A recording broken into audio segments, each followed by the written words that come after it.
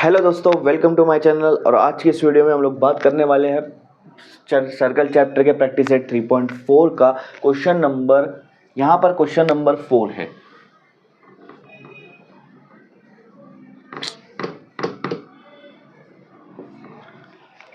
Hello दोस्तों, welcome to my channel. और आज की इस वीडियो में हम लोग बात करने वाले हैं सर्कल चैप्टर का प्रैक्टिस सेट 3.4 का क्वेश्चन नंबर 4। क्वेश्चन नंबर 4 यहाँ पर दिया है आपको। देखो क्वेश्चन क्या बोला है, यहाँ पर आपको एक फिगर दी हुई है इन द गिवन फिगर, और बोला है कि segment R S is a diameter of circle with center O. ये जो आर एस है ये सर्कल का डायमीटर है, मतलब ये आपका सेंटर से गुजर रहा है और उसका सेंटर क्या है, ओ है। आगे क्या बोला है, point T lies in the exterior of the circle, prove that angle R T S in acute angle. यहाँ पर टी दिया है, टी एक पॉइंट दिया है जो कि बाहर है। कहाँ है वो, सर्कल के बाहर है। ठीक है, सबसे पहले आपको क्या करना है, आपको एक कंस्ट्रक्शन बना लेना है। ये जो आर है, आर को टी से ज्वाइन कर लेना है, आर को टी से ज्वाइन कर लेना है। इस तरह से आर टी को ज्वाइन कर दिया आपने, फिर टी और एस को भी ज्वाइन कर लेना है इस तरह से। तो यहाँ पर एक ट्राइंगल बन जाएगा। और दूसरा मैं यहाँ पर देखो, ये जो आर और टी की जो लाइन है ये सर्कल पे टच हो रही है, इसको मैं नाम दे देता हूँ एम। क्या नाम दे देता हूँ, एम। ठीक है, हाँ। तो यहाँ पर क्या है, ये एम और एस को भी ज्वाइन कर लूंगा मैं इस तरह से। तो ये सर्कल के अंदर ज्वाइंट हो जाएगा। देखो ये आपका कंस्ट्रक्शन हो गया। तो आप यहाँ लिख सकते हो join R T and T S with straight line and also join M S. ठीक है, हाँ, आप लिख सकते हो इस तरह से। अब आगे आपको क्या करना है, मैं एक चीज़ बता देता हूँ। अगर कोई सर्कल है आपके पास, कोई सर्कल है या सेमी सर्कल है, मान लो सर्कल जाने दो, कोई सेमी सर्कल है और अगर उसके अंदर आप ट्राइंगल बना रहे हो, उसके अंदर ट्राइंगल बना रहे हो, तो ये ट्राइंगल हमेशा 90 डिग्री का आएगा। कौन सा आएगा, 90 डिग्री का। अब वो ट्राइंगल कहीं भी हो, देखो ये सेमी सर्कल में दूसरा ट्राइंगल बना है, ये भी क्या रहेगा, 90 डिग्री। अगर तुम इस तरह से भी बनाओगे तो ये भी 90 डिग्री।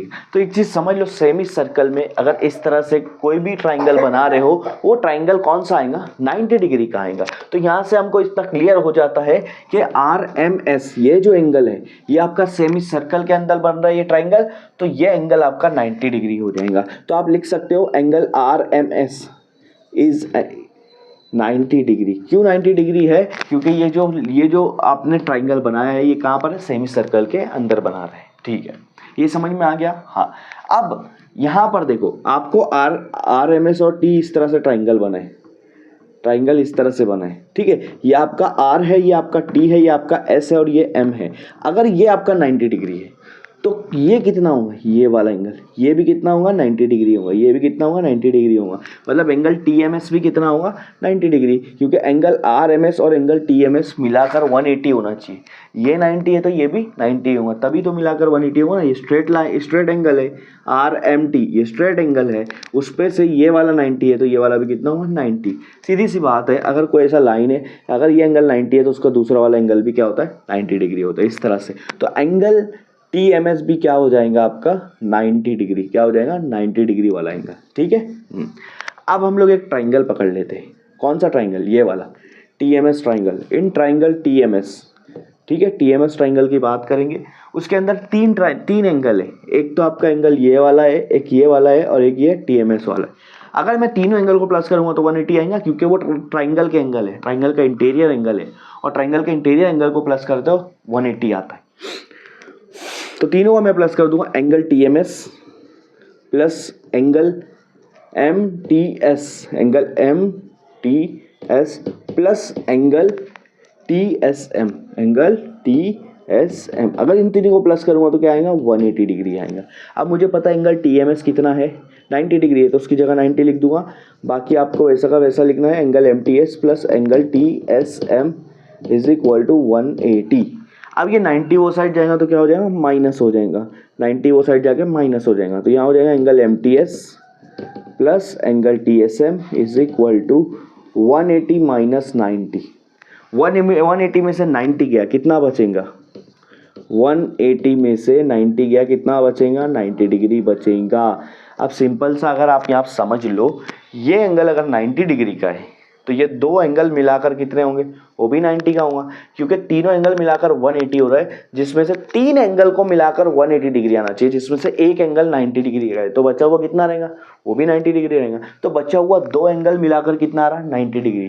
तो आपको ये समझ में आ रहा है बात कि ये दो एंगल मिलाकर 90 डिग्री हो रहा है, तो क्या ये एंगल 90 से 90 हो सकता है, नहीं हो सकता है, ना 90 हो सकता है ना 90 से ज़्यादा हो सकता है। तो ये दोनों एंगल जो रहेंगे वो दोनों 90 से कम है, वो दोनों 90 से क्या है, कम है।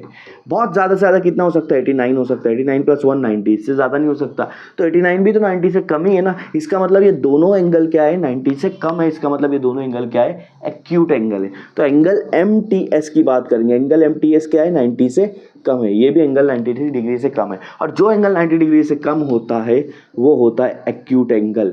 तो अगर angle MTS less than 90 degree है तो एंगल MTS क्या रहेगा, एक्यूट एंगल रहेगा, एक्यूट, ठीक है। हाँ, लेकिन हमारी बात क्या हो रही है, हमको क्या प्रूफ करने बोला है, एंगल RTS। अब मुझे बताओ MTS कहाँ पर है, ये वाला है MTS, ये वाला है, ये यहाँ पर M है, यहाँ पर T है, यहाँ पर S है।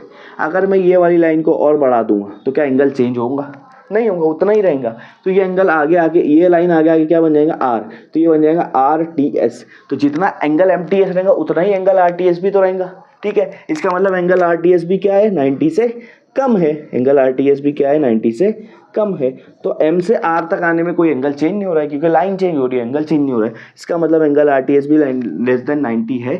तो आप लिख सकते हो angle RTS is also an acute angle, और यही आपको प्रूफ करना था, ये आपका प्रूफ हो गया कि एंगल RTS क्या है, एक्यूट एंगल है।